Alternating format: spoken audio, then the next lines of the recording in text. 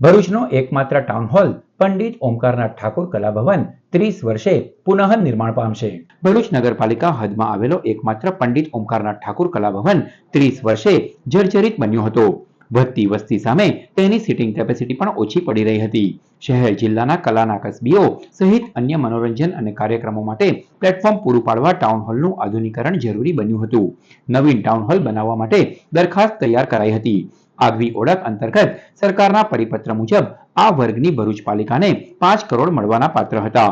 હાલના સંજોગોમાં ભરૂચ ખૂબ જ વિકસિત થઈ રહ્યું છે, ત્યારે ધારાસભ્ય રમેશ મિસ્ત્રી દ્વારા મુખ્યમંત્રી ભૂપેન્દ્ર પટેલને પંડિત ઓમકારનાથ ઠાકોર કલાભવનના નવીનીકરણ તથા સિટિંગ કેપેસિટીમાં વધારો કરવા ભલામણ કરાઈ હતી।